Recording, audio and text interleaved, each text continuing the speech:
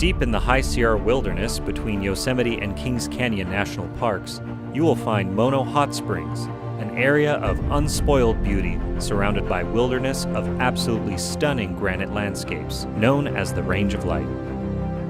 Mono Hot Springs is best known for its great wilderness hiking and many natural hot springs. This will be a guide to the natural hot springs with a brief introduction to the area. The Doris and Tule Lakes are a fairly easy hike from the resort, with Doris Lake being 1 mile and Tule Lake being 1 3/4 miles. A more advanced hike from Tule Lake takes you to the Devil's Table, where you can take in a most spectacular view of the wilderness. Just beyond Tule Lake is Mono Creek, with great trout fly fishing and great golden trout fishing up Bear Creek. 103-degree hot springs are ran into the resort bathhouse for a deep tub soak in a private room and an outdoor spa.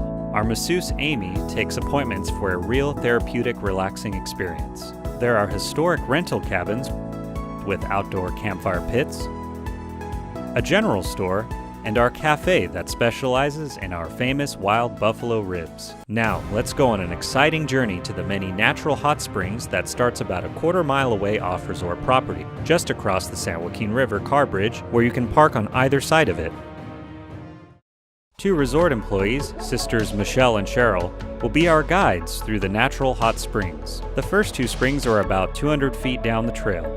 As you can see, the trail is somewhat rocky, so boots are recommended. The first hot spring is called the Rock Spring, which is about 92 degrees and perfect for 2. Now, the mud bath is just 50 feet above the springs and is not very warm.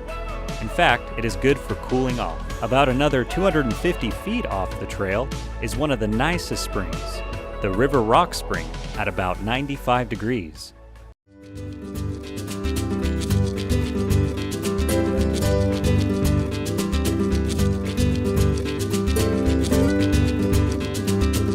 And next to the river, you can take a refreshing Swedish bath. And then back to the hot springs to warm up.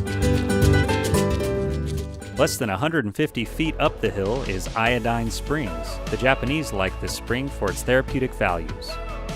Down the trail a short distance is Hidden Spring. This is a little jewel of a spring. It only fits 2 people, is about 90 degrees, and is very cozy with grass all along its banks. Now back on the trail to the popular Old Pedro. You have to watch your step. It's a little bit muddy here and there. This spring is almost too hot at about 105 degrees, so be careful, don't stay in too long. This also was built in the 1930s by the Civilians Conservation Corps, and the building was torn down in the early 1960s. Here's the remnants of the old 1930s bathhouse that was also torn down in the early 1960s. The Reed Spring, just above Old Pedro, is not used much. A few years ago, it cooled off, and it's just barely warm. Now that the girls have gone full circle through the springs, they are now crossing the river on a natural log bridge. This takes them into the Forest Service campground, where the resort is only a 3-minute walk away. There are 2 more hot springs for guests to enjoy. About a mile past the river bridge, you will find parking turnouts after immediately crossing a small metal bridge. About 50 feet away from the parking, you will see a well-beaten path on the right-hand side, taking you to the famous Little Eden Hot Springs. However, the trail can be hazardous and difficult for some. You have to traverse rather steep granite boulders and should wear hiking boots. It's only about a 250-foot hike off the road, and the view is spectacular with a temperature of about 90 degrees.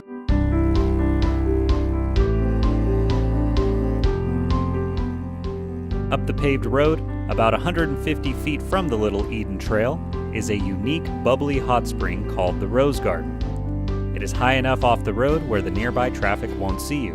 This concludes our journey, and we hope you enjoyed the video.